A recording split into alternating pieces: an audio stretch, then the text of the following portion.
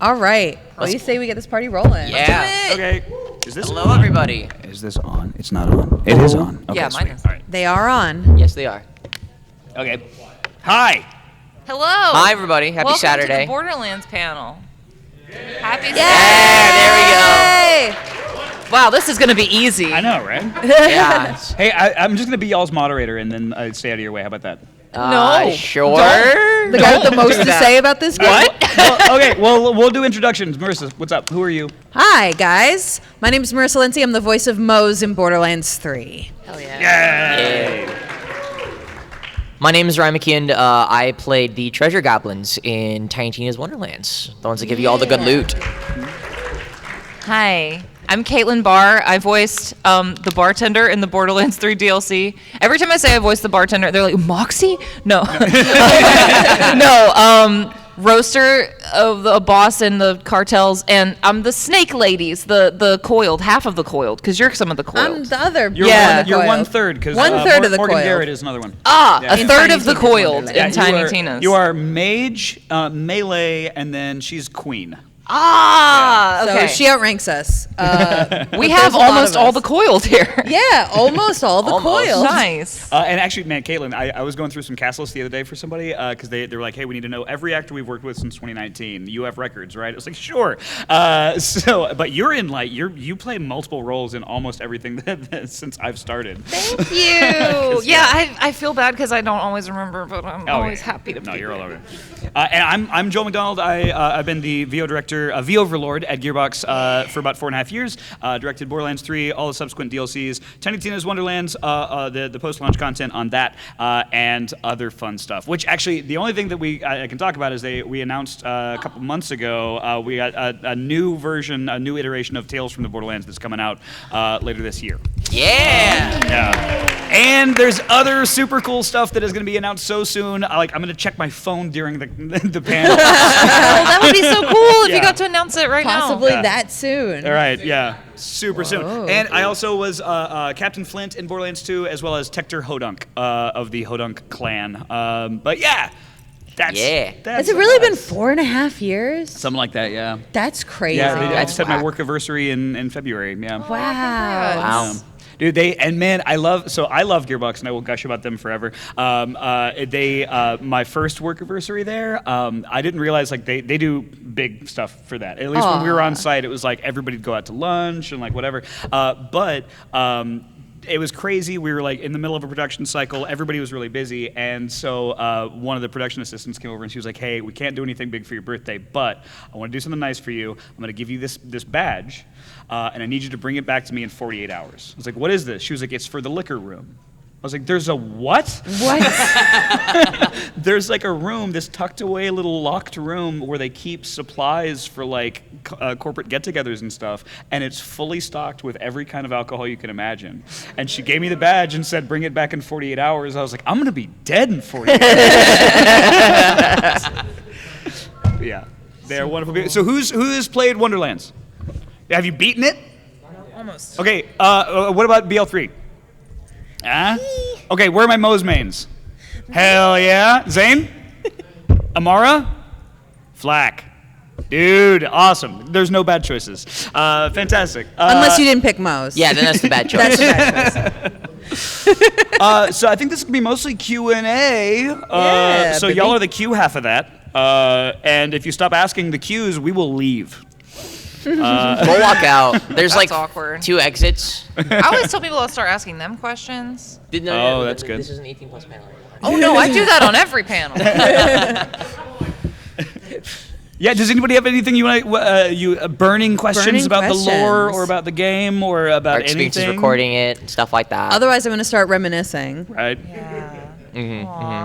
Because we started recording vanilla Borderlands 3 way pre-pandemic. Oh, yeah. But we finished the DLC mid-pandemic. Yeah, because Bounty of Blood was the third, and that was the first one where it got weird. Yeah. And we had a couple of on-site recording. I think we finished recording on-site, but by the time we started the fourth DLC, yeah. It was very bittersweet for me to finish Moe's standing in my closet in my Yeah. pajamas. I was like, I wish I could be there. Well, and one of the things that I loved pre-pandemic was every time we had a new actor that lived out of state, we flew them in to the Frisco area to take them out to lunch. Like we'd record like 2 hours before lunch, we'd go out to lunch, and then we'd come back and record a couple hours. And then we'd take them out to dinner. We'd just get to know them and just make sure they had a good time. And like especially when you're doing, we call it the first touch. When you're doing a first touch in a character, like we want to be in studio with the actor. Like it's just more comfortable. It's more collaborative, so like we even Zane, Kean Barry's the actor who plays Zane.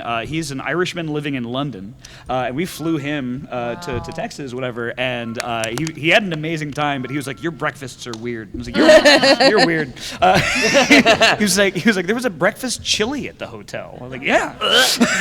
In case that's what you're feeling in your heart. Don't like that. But yeah, we don't get to do that so much these days. But with remote recording, we've also been able to open up a casting pool to just about everywhere. Yeah. And so it's been we've been able to get some great people. So yeah. That's really cool. But I do miss going to Gearbox because Gearbox is so nice. It's a fun It's place. such a fancy studio. yeah. I still haven't seen it. Oh. I recorded Wonderlands remotely. Yeah. Yeah. Getting in that box, I'm just like, look at how nice this booth is. I know. And we used to for Borderlands 3 we had gift packs for each one of the actors because like when I first started I told them I was like I'm very actor centric, like we want to treat the actors like gods because they talk to each other. It's true. And so like every actor that came in to record got a mug that said "Hot Cup of Talent" and had the Gearbox logo, and a couple other little things. I still have mine. And I got to have a session like right after I got my Moe's tattoo. Oh, that's right. That was I forgot fun. you got a Moe's I tattoo. do have a Moe's tattoo. You never see it because it's down here. So, and I always wear high-waisted pants, so you can never see it, but it's there. Is that your only tat? It is my only tat so far. Yeah. I'm gonna get another one. Yeah, nobody has one. Yeah, eventually. You have more than one or none? Yeah, But I knew those are that the had to be options, my first one because you were like, oh, like here's her character design, and I was like, is that a tattoo? I'm getting it.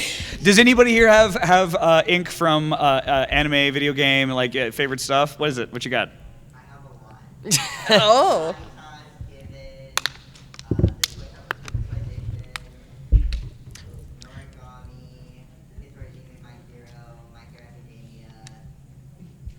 Man, you need to stop You watching have stuff. You're gonna go broke. excellent taste. Did you say you had a Given tattoo? Given That's so and cool. Hitorijime. Oh my gosh. Yeah. I thought he said Wait, given wait, like wait, the monkey, you don't want the which crystallization is tattoo? different. Hi, how you doing? Oh my god. Did you also say Vanitas? Oh, I love it so much. Oh my god. As Where are the soon as rest you of you say guys at? Come crystallization on. tattoo, I'm like, I know that guy. Yeah. You had a question, didn't you? Yeah. Yeah, I also have a tattoo, Majora's Mask. Ayo. Oh, hell yeah. Nice. But my question was, how many voice actors go into the production of a single Borderlands game? A lot. Yeah, I mean, every Borderlands game has a different kind of size and scope. But for Borderlands 3, I think we had 80, close to 110 actors. Wonderlands, I think, was about 80, and that's with several of those actors playing double and triple duty. But every Borderlands game. Wonderlands wasn't. It's in the Borderlands universe, but like we scaled back on that a little bit because we put a lot more resources into the level design. Which, like, if you guys have seen, like, especially like Tangle Drift and stuff, like the level design, the artists that work at Gearbox are unparalleled, and like the amount of effort and resources that go into creating environments that just look phenomenal. Like that's where it's always kind of horse trading, give and take, whatever. And so we scaled back on the cast so that we could really flesh out the world. But yeah, I so far have not worked on a Gearbox main game that had fewer than 80 actors. That's so cool. Yeah. Right What's up, here. man? Are we moving forward? Are we going to get any more information on Zero and his background? Okay, so this is going to be the first of several non-answers I give you guys. But just because so there's a lot that I'm not able to disclose, and there's also a lot I don't know. But one of the things, like when we were recording Borderlands 3, I got several calls and texts from actors that had been in Borderlands 2 and 1 and Tales and other stuff saying, am I going to be in this one? Typically, because the cast continues to grow, we do have some central figures. You're going to have Lilith in almost every game. You're going to have Claptrap in every game. But Marcus, and you're kind of central figures. But with the growing universe in the world, we never want to focus on any one character for too long. And so Zero had a brief appearance in Borderlands 3, and we super love the character and the actor Michael out in LA. But to my knowledge, we're going to see him again, or see them again. Right? I don't know what the pronouns are, but as to when, I don't know. But one of the things that the writers taught me early on was that in world building, it's really important to ask questions, and it's less important to answer them. And so every iteration of Borderlands, you do learn more about the lore and the history and the world, but everything that you answer, they ask 5 more questions, and you're like, well, now what? And so it's super fun, and sometimes the writers don't even know how this ties together. Yep. But the way that they are able to kind of interweave stuff down the line is really impressive. Yeah. So fingers crossed. Yeah. What's up? So I kind of have a one up. I don't think either can really be answered or will be answered. Oh. Could we get a name of any of the other sirens that we don't know of in the universe, even just a name, or what actually happened to Jack's wife? To which? What happened to Jack's wife, handsome Jack's wife? Oh, the answer to both is no. I can't tell you anything. No, all I can say is that we have established as of Borderlands 3, there are always sirens. Which raises the question of what happens when a siren dies. But of course, we see that in Borderlands 3 when X Siren's powers. Well, I'm just spoiling it. If you haven't played it, screw you. It's been out for like a while. When Maya dies, her powers are passed instantly to Ava. And so we start to see them. There's something that happens mystically and magically immediately when one siren leaves, because the powers are always there. People have also asked whether or not Troy is a siren. We know Tyreen is, but so we love those questions. But yeah, I can't really say. What's up, dude? Will we ever get to see what happened on Elvis the Lilith? I'm curious. There's your answer. I think you guys might be noticing a pattern with these questions that This are just isn't- asking lore bits. I will Yeah. say at the very end, when we brought Colleen in for her last session, because she plays Lilith, Tannis, and everybody else, Captain Scarlet and all that, and we had the storyboard and some kind of rough sound design for that scene, and so I got to show her kind of some rough visuals of what happened at the very end of the game and the very climax of the game. And after it was over, she turns to me and she was like, "Am I dead?" And I was like, "I don't know." She was like, I can't be dead. I was like, I don't know that you are, but it's left really open-ended, and I'm not even, I don't know. Like, I know there's a plan. I don't know what that plan is. And she was like, if you kill me? Like, she was really upset. We will learn more about that event and what possible consequences and ripple effects that might have had. And I can't imagine how we would do that without getting more detail about what happened and to Lilith and other such questions. But yeah, they don't tell me anything. Wait and you shall see, I guess, is the better answer. Right. What's up, Harley? Hey. Sup? So, Over COVID, did they send to the home with really nice mics, or did they were like, hey, just use your iPhone mic? Oh, God, neither. using an No, iPhone? not No, using no, an no, iPhone. no, no. The good Did they give you mics, or were they like, hey, you have to have your own mic? The good news is most voice actors do have their own nice mic at home. Right. Because we need to audition, for Especially stuff at since home. COVID started. Yeah, especially Yeah. since COVID started. I have always had a nice mic at home because I was doing a lot of indie games at home. I was doing a lot of stuff with foreign clients at home. So I already had a little booth space in my closet, padded walls, nice microphone.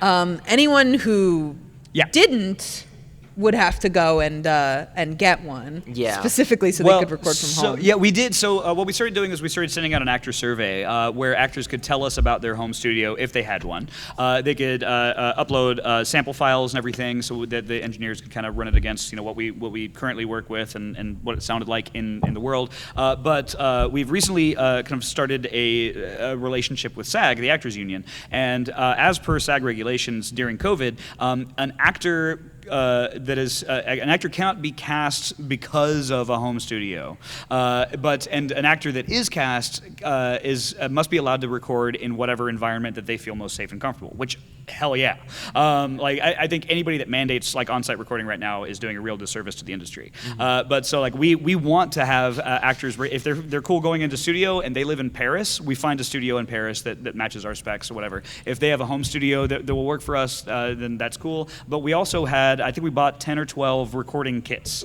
with these big like roadie case kind of things with like with a good microphone, mic stand, tablet, everything that they would need. We sent one to Andy Samberg for when he recorded Valentine for Wonderlands. And then when they're done with it, we pay to have them ship it back to us. We disinfect everything, and it goes right back out the door to the next actor that needs it. That's so cool. I didn't know y'all did that. Well, and Funimation did something similar because I got a recording kit from Funny back in the day with like a nice iPad and everything. They're never getting that stuff back. I keep meaning to ask them, can I return this I to mailed you? mine back, actually. Oh, you did really? finally? Because it took up so much space in my closet. Yeah. So Yeah. so what Funimation did at a couple months into the pandemic, since they had to halt all productions, is that they figured out a way to record from home. They gave us like a really nice iPad that had some recording software on there. They gave us like a decent mic that would like hook up to the iPad, a mic stand, like everything you would need to start from home. You just needed a good space to record in, and it worked. That's what I'll say. It worked. Yeah. I never want to go back to recording Yeah. on an iPad ever in my life. The other main issue is that the actor also had to kind of be the engineer because we had to line Place the everything line. up on an iPad and cut things up and match it up with the beeps. We had to get all the footage. We had to get the music and effects. We had to get the beeps. It sucked. It sucked. It was a lot of work, especially if you're doing it for like a couple hours at a time. And then it's like, okay, I'm going to put this right here. And then after the fact, when you upload your session, and the engineers get a hold of it, then they actually fix it. But it was a quick solution. It was a That's quick for sure. solution. It was a Band-Aid. It was a Band-Aid. It came out fast. They were like Yeah. Oh, they immediately. were This quick is what about we're it. doing. Well, Yeah. now that they're doing a lot of Source Connect Now stuff, like that's been a lot more. Cause Oh, yeah. And that's how we did. That's how we did the DLCs as well. Was Yeah. over Source Connect, and Right. that was nice. Yeah. I will say there was a really fun moment. So the first time that we recorded Andy Samberg for Wonderlands, and just such a nice guy. Like I even told him at one point, I was like, "You're really famous and rich. You don't have to be nice to anybody anymore." But we had sent him a recording kit and everything, and he sets it up, and we had kind of told him like, wherever you set up, if you could be in a small space with a lot of soft goods, a closet ideally, something where there's not a lot of bare walls that can reflect sound and everything. And he said, cool, or his agent did. And so then when we joined him on the Zoom call or whatever it was for our first session, I noticed that he is in a very large bare room. It's just drywall everywhere. And we talked for a little bit. We get to know each other. Is all pleasant and congenial up top. And then I was like, hey, before we get started, I noticed that you're in a pretty big room and I'm seeing a lot of bare walls. We'd asked if you had like a small room that had like a lot of clothes or something in it, like a closet. If it's not too much trouble, could I get you to move into like a closet? And he goes, I don't want to big dog you here, but this is a closet. I was like, oh! Rich people problem. I saw it coming from a mile away. Yeah, that's great. He lives in Charlie Chaplin's house. What? He yeah. does? Yeah. Dude, it's wild. It's super cool. But yeah, anyway, yeah. And he was like, also like, it was good enough for Disney. I'm like, shut up. Just shut up. No, stop. Fine. Whereas when I'm standing in my home closet, I can't move. There's no space to the left or right, front or back. It's me. It's chair, me, computer, microphone. For me, it's so in my bedroom, because I have the smallest bedroom in my apartment right now. On the floor plan, it said that I just had a huge closet. The floor plan was wrong. I had a small office attached to my bedroom, and then I had my tiny ass closet. And so I just put a bunch of foam in there, and I was able to get like a 5.5 by 5 foot by like 7 feet PVC pipe booth, and just got blankets. And I have a standing desk. I have my Mac Mini. You do what you got to do. Yeah. Yeah. And that way I have space to act in. Yeah. But I have creaky floors. So But I can't do move around. like we would also sometimes cast things not based on someone's home studio and then help them build a thing. Yep. And like it takes a while, but it's nice getting the actor that you want. We've also found, and like this is we haven't done this like in a professional release, but we found that if an actor is on the road, which happens sometimes, the best like makeshift like soundproof booth is a car Yep. in a parking garage. You know, as It's long as you quiet can- in those It's cars. super Yeah. quiet. Yeah, if you can have a tablet and a decent mic that you can record in there, you can get some really decent quality audio. Yeah. I can't tell you how many people I knew growing up online who would just actually record auditions and stuff in their cars Yeah. In their because cars. because it works because cars are like relatively like Right. pretty When I was sound. first moving to Texas, I did all my auditions in cars. That must have been fun. That's cool. Not now because it's 109 degrees. No, Yeah. you'll die. No, this was a couple of years ago before the heat death of the universe was so imminent. Right. Yeah. More questions. I wish we had those rubber mallets from yesterday. Yeah. I know. More That questions. seemed to Dude. work.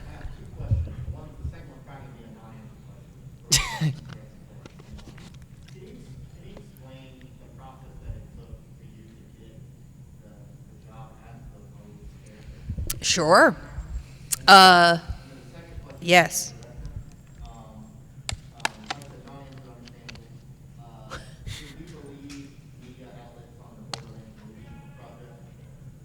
Should you believe media outlets on the On the movie project. On the movie project, I have not been. I'll just tackle this one real quick. I haven't been super connected to the movie. We got to see a rough cut a couple months ago after they ended preliminary production. I don't know. I don't know. I know that what I have seen is sick. And it's like, I know, I think early on they had talked about it being kind of canonical and everything. I don't know if that's still the case, but like that's something that we had talked about early. The cast is amazing. And I know, and I'm going to say this too, there was some hate like that came towards some of our cast members, like just like, I don't think you're a good fit for this role. I get it. We grew up with these characters. We love these characters. We want the best thing for them. But like, you never underestimate an actor who's told you can't do this. And Yeah. dude, I'm telling you, like if you are like a little unsure about like I'm not sure how so and so is going to portray this character I love, wait, like they're gonna blow you away because that's what actors do. So it's going to be worth checking out. But that's that. Yeah, to answer Mose. your first question, the process of getting the part, Gearbox had sent out the audition sides to a local studio called Okratron, and they distributed the auditions, and thankfully I get auditions from Okratron. I think I also got it through my agent. Tried out for all the roles that were on there. I don't remember which roles were on there, but Mose definitely was. And then, I don't know, like months and months passed, and then you sent me a text being like, hey, you're Mose. I'll see you in a couple months. And I was like, huh? And also, I don't remember which one that is because it had been so long. So we walk in to Gearbox, and you're showing me all like the production stuff and like sketches of my character, and I'm like, she must be a pretty big deal. Like, this is very exciting. And then you're like, so yeah, it's one of our player characters, and I was like, oh, you know, I was like, wait a second. I couldn't remember for the life of me. But then, you know, we just got started working, and she's so similar to my natural voice and my natural steez that it was easy. Steez, that's a fun word. We Yeah. out of those 4 player characters, because we auditioned for the player characters first because we knew if we didn't, we had to get the player characters right, and because they're going to be heard throughout the game, they are the face and voice of the game. You know, whoever picks who and whatever. But so we auditioned for all 4, and we got a whole bunch of auditions back in the first round. As soon as everybody heard Sungwon as Flack, we were just like, yep, cool, moving on. And Mose, I think you were in the final running with like maybe one other actor. We had to we took it in front of Pitchford and a bunch of other kind of stakeholders, and immediately walked away with you as the lead in that. Zane and Amara both took a little bit more effort because we had to with Amara being South Asian inspired and Zane needing an authentic Irish dialect, and also accent and dialect auditions. We talked about this a little bit yesterday. Worst thing a director can do. Like, it's awful. Like, and we got on average 800 characters or actors submitting for each role, and big bold letters front and center, authentic South Asian accent or Never works. authentic Irish dialect, and we just kept hearing these hoity toity toity, kind of thing. It's just like no, and I think we even said, well, like, for Amara specifically, we said we are looking for ethnically appropriate talent, and we got so many Karens, like just, Oh, sure. That's always gonna happen. I hate think. that. I put it on all of my sides, like we're casting authentic accent, authentic whatever, and people are like, "But what if I just slide in there? Yeah. They'll never notice." And I'm like, "I do notice that your name is Whitey McWhiterson, and if I Google you, your image comes up." And you're Whitey McWhiterson. And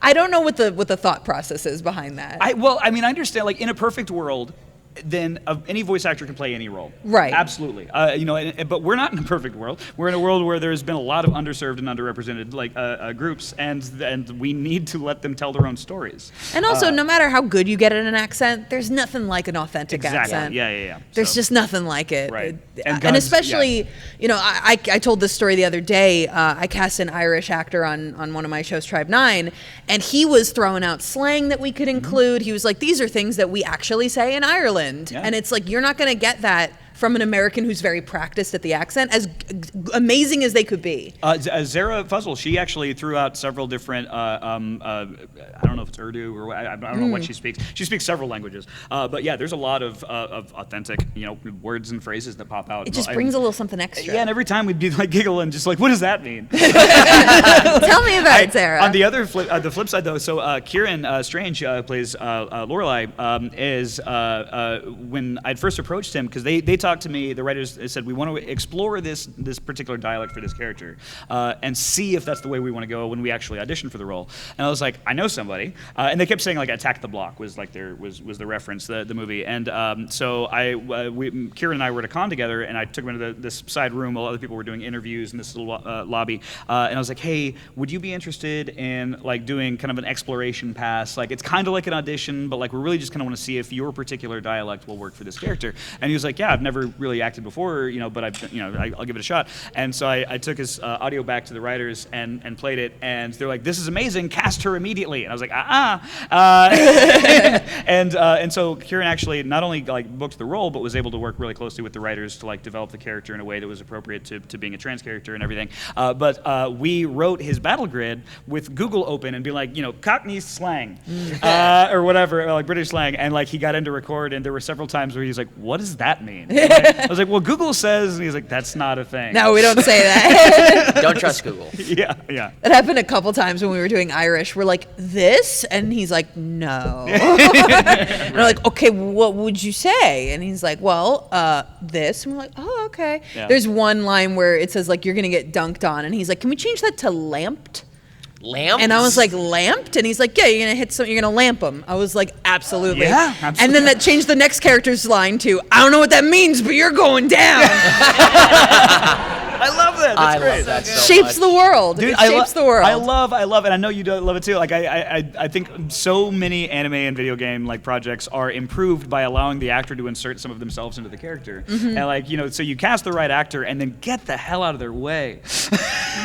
You said something to me like a couple years ago when we were talking about, because I was just getting into directing, and I was like, what's good advice? And you were like, cast the right actor and you won't have to work again. Yeah, that's true. It just goes. Yeah, It's I true. spend almost all my time on casting, and then when the actor's in the booth, I just tell them what's going on, tell them a relationship context, and then shut up. I mean, again, like, Mose was so close to me. It was like one of the easiest acting jobs I've ever had in my life, because I would stand there and be like, that is what I would say. Yeah. Nice. That reminds me of Jacob Hopkins, how in a lot of the shows he works on, he puts in, somehow manages to sneak in what the what, because he was one of the voices of Gumball from the Amazing World of Gumball. And so he does a lot of anime now. And so like on a lot of projects he works on, and I hear it, I'm like, There he is. there he is. There he is again. The most recent example was on Prince of Tennis Under 17 World Cup. His character in one of the chibi moments is like, what the what? I'm like, you son of a... Get out of here. You son of a... You baby, leave. But I know when I'm doing like streams and stuff, one of the biggest things people ask me is like, did you improv at all? Like when you were playing Mose? And I can think of like maybe 2 examples. But other than that, I was like, no. Because what was written was already so close to like, yeah, exactly. That's perfect. And I mean, those scripts are so funny. They are fun. I'm like, I don't have anything funnier to say. Let's just- Every once in a while, they let me write some of the battle dialogue, and so if you hear a UGK or any kind of like South Coast rap reference, that's totally me. they catch most of them, but every once in And a me, while. I was just like, can I be gayer in this? Actually, could I say something gayer? And they were like, yeah. Yeah, honestly, you and Zara, there was no like romantic relationship intended between Amara and Mose until you guys both leaned into it. We were flirting with each other from across the country. Yeah, it was good. We love it now.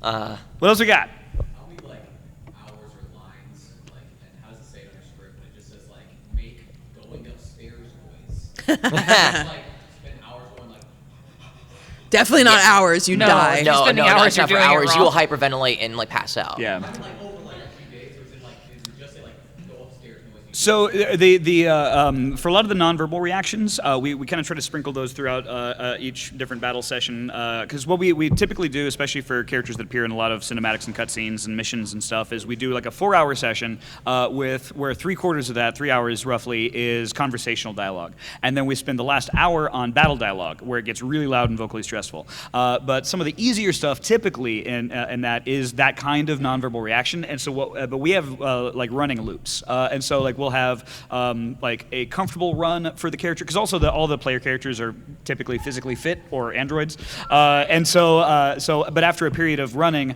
then you'll start to hear this kind of light, comfortable. And we have them do about 3 or 4 seconds of that, and then it's looped. But we also have them do like 3 different kinds of that kind. So like we'll have 3 different like light running of where one might be 3 or 4 seconds of, and then 3 or 4 seconds of.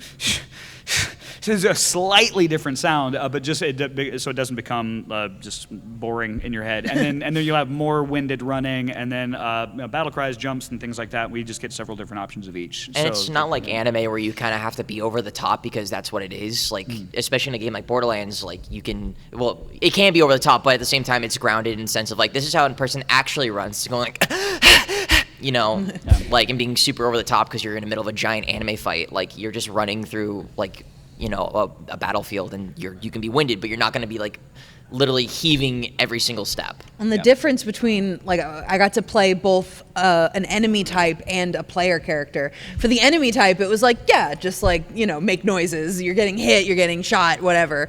But for the player character, you were like, now don't go too far because they're going to have to listen to this. Yeah. And it's right next to their ear the entire time. Yeah. Right. But what we would do is we would go through the whole session, do battle lines and stuff, and then at the end, you would save 2 of the biggest, most painful things, which was like acid, fire, being set on fire, being frozen, and we would do just 2 at the end of each session. Right. And I'd have like a session a week. So those would get spread out so that I wasn't doing, now you're on fire, now you're being electrocuted, now you're in acid, now you're being frozen. Those would be spread out over Well, several and there's weeks. one thing, there's a change that we made from recording the main game for BL3 into all the DLCs. So for all of the elemental weapon reactions, so fire, acid, cryo, radiation, and I always forget. Slag? Electrocution. Electrocution, yeah. Electrocution. Yeah, slag was in BL2 and it became Yeah, that's radiation right. in 3. So in 3, what we did was, because if the enemy was at full health when they get hit with one of these weapons, they could theoretically be on fire, let's say, for 30 seconds.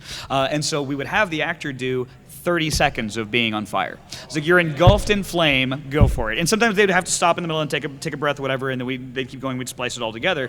But what we found out was, first off, like, it's really vocally stressful, especially being on fire. That's one of the worst. But also, a player character that has their fire weapon out is shooting several enemies with it. And so all of a sudden, you've got 9 different enemies going, ah, ah, ah! It was overwhelming in gameplay. And so in one of the patches, we actually changed it. So now what we do is we have each actor for each element give us, I think it's 10 seconds of being on fire, and then we can loop that together. But they do like 3 batches of 10 seconds. And so then those are kind of mixed and matched or whatever, and it's way easier, and that way that we can have like some of the enemies making that noise, but not all of them, and so it's just a lot easier on the ear. Yeah.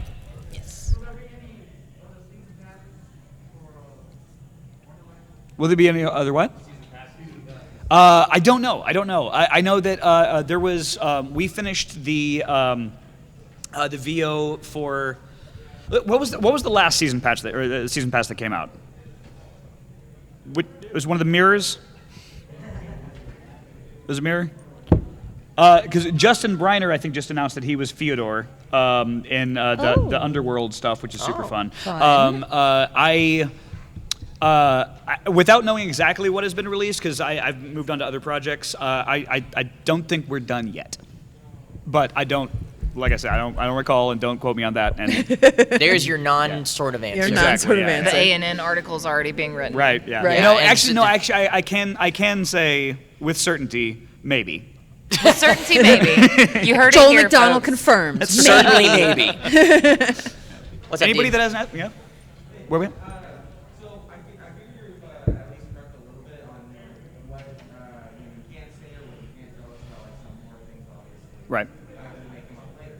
Do you have anything specifically that you know that you can share with us that would be like a little just interesting lore bit or something going in?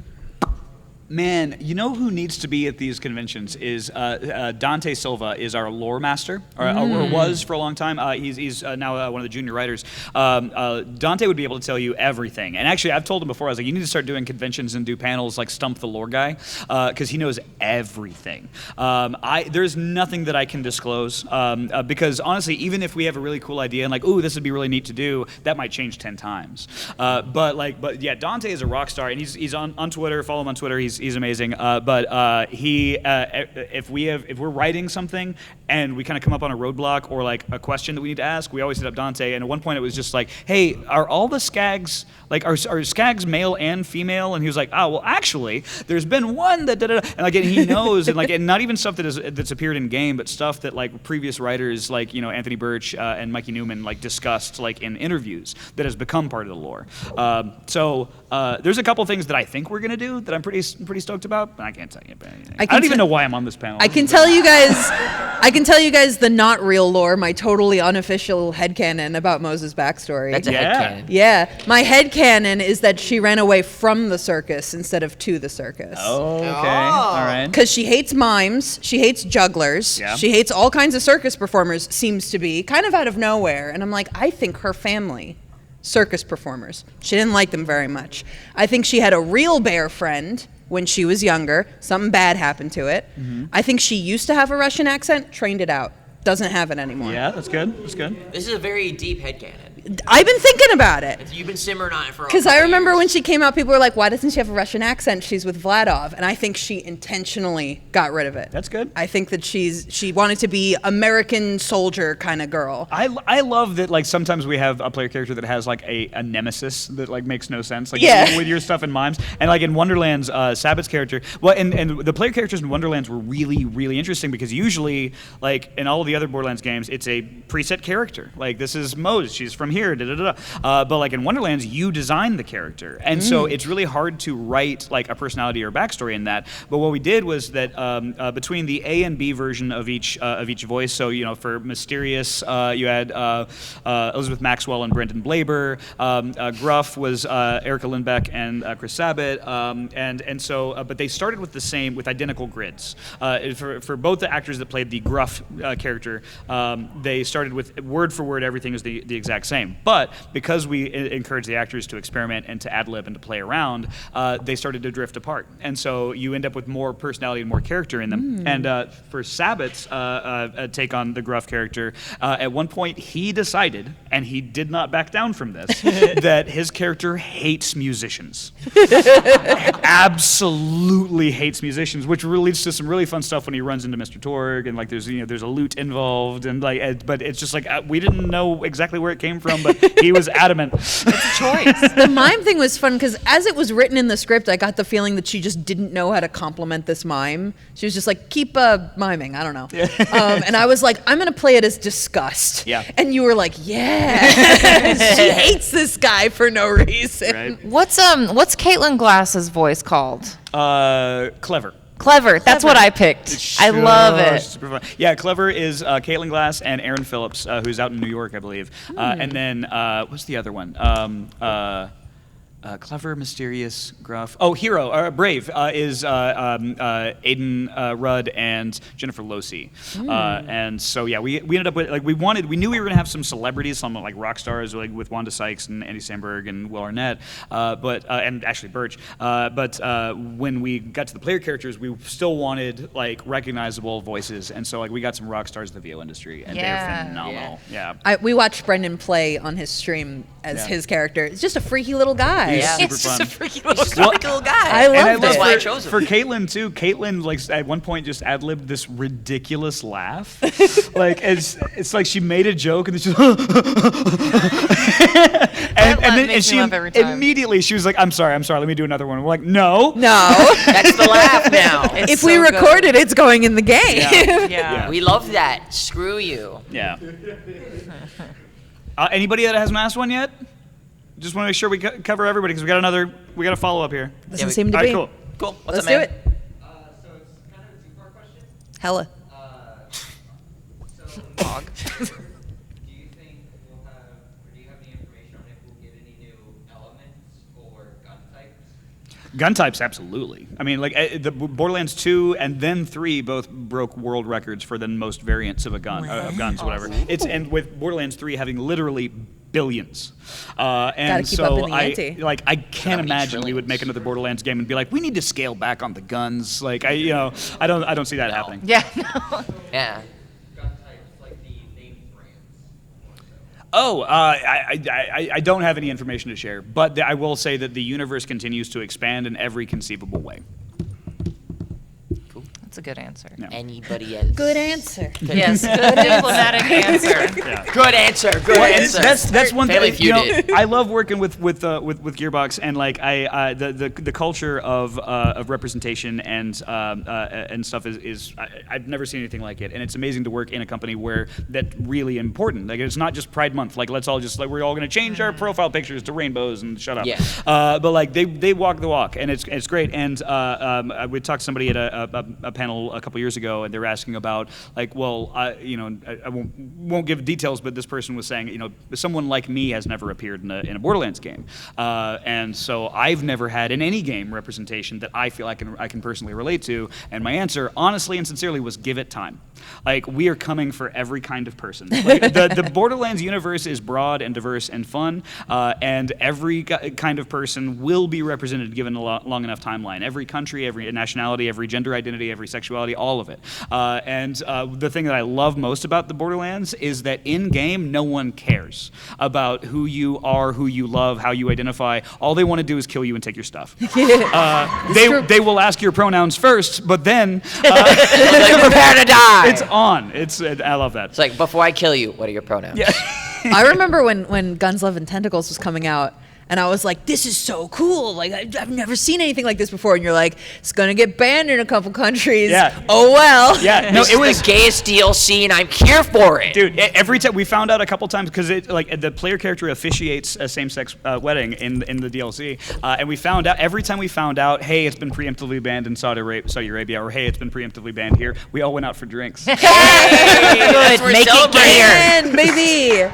Yeah. That was like the hypest day for me, where you were like, now we officiate the wedding. I was like, yes, yes, yes. My favorite part of that DLC too is so in the we call it VOCT or VO Contextual Grid, where you can go and like talk to the characters between missions and stuff. And it's like you walk up to Hammerlock, you hit X, and he says random stuff. And they always let me write Tatum stuff because like I know Tatum really well, I know what he sounds like, and I know what I want to hear him say. Which is why in BL3, if you walk up to him and talk to him, he says, "I'm glad you're here, Vault Hunter, because I want to challenge you to a freestyle rap battle."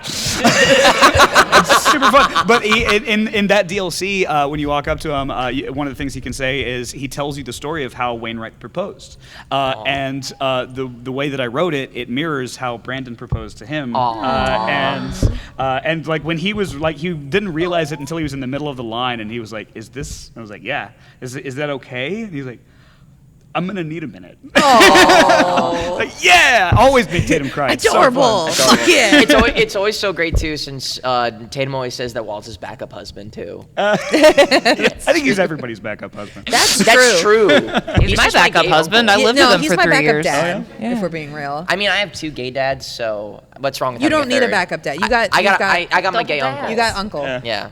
I did. I will hit up Wald every once in a while. Like at one point we were discussing because we have a pirate romance, a gay pirate romance thing in Wonderlands, which is super fun. And we talked about briefly with the writers. We're like, what if all the pirates were gay?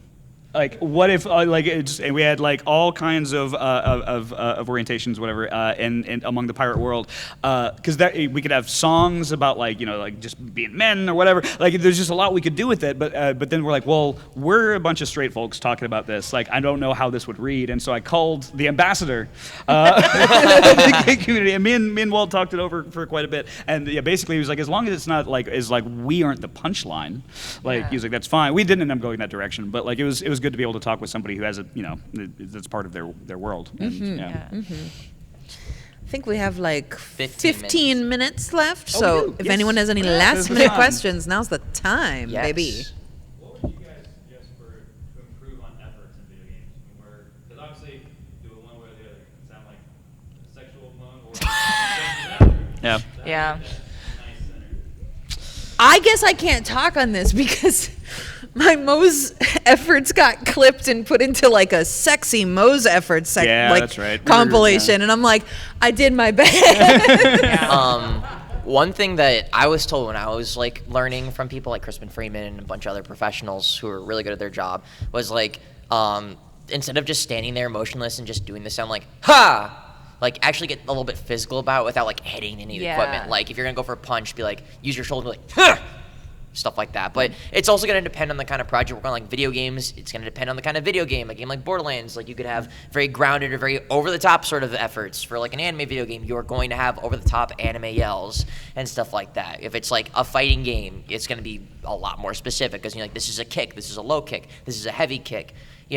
But Getting physical is definitely- getting physical helps out a lot, and Yeah. then having a good director to kind of help you visualize exactly what it is you're doing, and then getting into that mental space helps out so much. And it also comes with time as well, because you can't expect somebody who's never worked on a game or like an anime or any project that requires a lot of physical efforts to be recorded to be great off the bat. It just comes with time and experience. Unless they have a very physical background where they actually made those noises Yeah, in real exactly. life. I will say, so when I was first starting at Funimation and Colleen was training me, she told me, and I found that this mostly holds true, she said you can pretty much take any guy off the street, and give him a fight scene to chase, the VO4, and they can do the punching and kicking and blocking and whatever, like, because in her theory is that because ever since we were little boys, like, that's how we play. And she said, but typically you can't bring any girl off the street and have them do the same thing because that's not how they play, usually. But she said, but what you can do is take any girl off the street and they can give you a bright, effortless, like, contagious laugh. Guys can't do that. And she said her theory is that it's because girls, ever since boys started playing fighting games, girls were learning to let boys think we're funny. And so they have learned to fake laugh. I And love that so much. It's so true. it's very true. Oh, I'm 100% behind that. Yeah. The only thing I would add to that is about the efforts is there really are classes you can take that's Yeah. all efforts, like Yeah. video game efforts, anime efforts. There are even like some mocap classes that like, because mocap's a whole other thing too, where you actually have to get very physical about everything, and so they're like, there are teachers who will like tell you, okay, pick an animal. You are going to be that animal. And by be that animal, you're gonna walk around as them. You're gonna sound like them, and you need to think about how they move around. And that can also apply to like efforts and stuff like that, because you need to think about the weight behind like a punch, the weight behind a step, or how stuff like And that. how big your character is. That too, how big your character is. Your character like a big burly dude? Is it a skinny dude like me? Is it somebody who's like big and buff or really, really tiny but can throw a mean punch? There's a lot of factors, and at the end of the day, you have to have fun with it. Because like, especially in a game like Borderlands, where the universe is so crazy and fun, and people again ask your pronouns and then proceed to try and kill you, you can just have so much fun and do crazy stuff because you're gonna play a crazy, unique character. I'm just thinking about what you said, Joel. I'm bad at laughs. Oh, really? I'm so bad at laughs. They're one of the hardest things for me. But I'm good at animal noises because whenever I played house as a kid, I wanted to be the dog. Dude, for the longest time, I couldn't laugh. I thought I hated. It's my laugh. hard. It is, but I've gotten over it now. I always tell people if you have a hard time laughing, I tell people to like think of something that you cannot see without laughing. And like for me, it was an old YouTube video of the monkey that's sitting on a tree. He puts a finger in his butt and he smells it and he falls out of the tree. I can't. It's Excuse me? It's amazing. It's before your time. It's so good. Before your time. I hate it here. We got time for a couple more. You got your hand? Yes. Well, I do know that Borderlands 2, they went back and retrofitted that for VR. I think everyone at Gearbox and everyone at most game studios recognizes the value and the exciting potential of VR. I don't know of anything in particular that's going that route, but yeah, I wouldn't be surprised at all. Yeah. I actually have a question for the audience. Yes, this is for everybody. Can I get a raise of hands of who played Wonderlands again? Cool. Did you kill me? Did you kill the treasure goblins? Yes. Yes, good, awesome. I killed the crap out of you. Good. That was when I got the email from Joel that I was like, hey, I have something for you. Here you go. I was like, yo, I'm gonna be somebody that people can kill. Let's go. And I was like, the treasure goblins seemed like, oh, I'm the rare one that people want to kill. Hell yeah. Let's go. I have another question for the audience. What's your favorite line that pops up in battle dialogue or anything? Is there any line that like makes you laugh every time you hear it? What's up? You don't stand a ghost of a chance. Okay, that's a good one. My favorite one is because Ian Sinclair, a good friend of mine, plays one of the pirates, and I got to write some of his battle grid as well. And one of my favorite lines of his is, "And everything is yar and blah, blah, blah." But at one point he goes, "Yeehaw! That's right, I'm bilingual."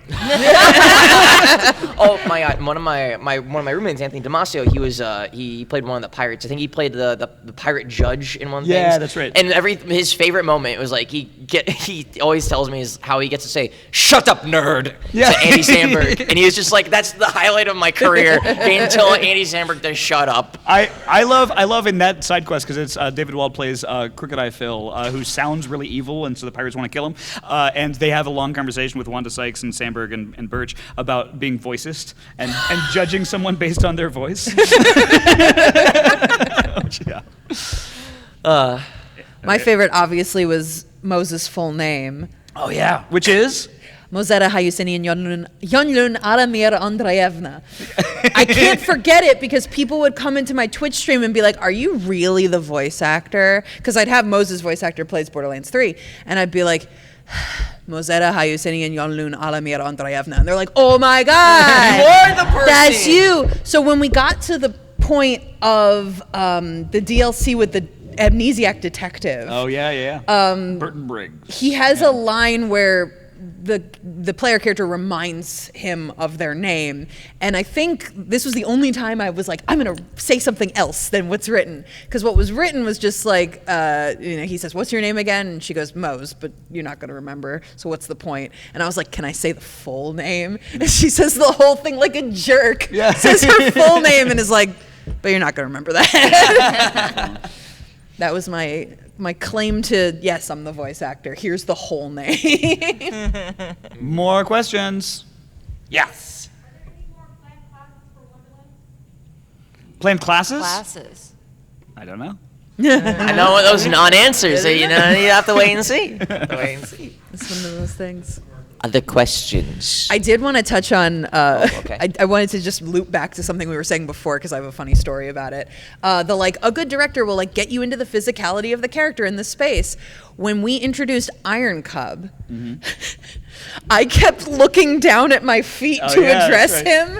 I was like, Iron Cub, and you were like, stop doing that. You're getting off mic, because I would look down here. And I was like, I'm sorry, just picture a little guy. And I just a little guy. I just got to talk to the little guy. That's why you got to get a stand-in. You get like a little plushie. Yeah. With you, Well, I'd have to hold him up here and talk to him like this so that I was still on mic.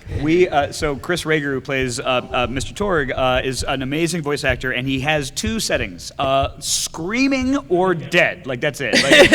And we record. We'll schedule him for an hour session, but typically we do about 20 or 30 cues, and that's it.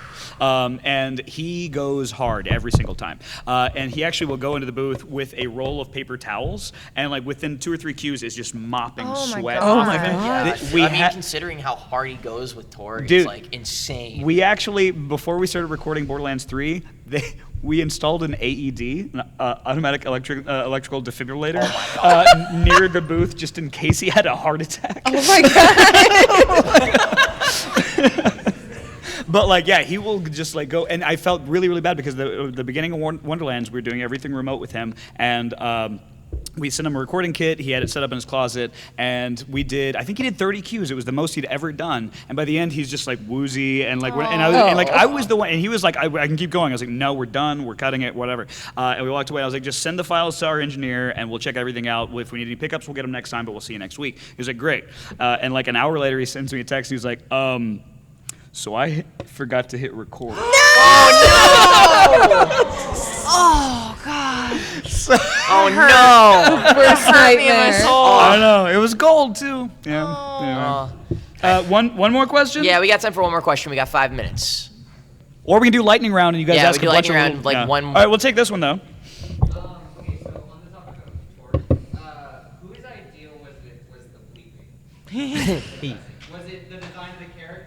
Well, I don't. So that was before my time because that was in Borderlands 2. But I will say that one of the things, because all Borderlands games except for Wonderlands are TVMA, so they are definitely mature audience. But one of the kind of ethical things around it is that we want the gore. We want to be able to jib our enemies. We want to see their heads explode. The violence is always going to be there, and it's super fun. But Pitchford, our leader and CEO, one of the things he established early on was that he wants this to be, yes, it's cartoony, gorish violence, whatever. But if a kid's playing it and the parents walk in, doesn't want them to take it away because you hear an F-bomb or something like that. Yeah. And so the language is pretty chill. And so I think that probably factored in. And actually, in the entire world of the Borderlands, only one actor says the F-bomb. Does anybody know who it is?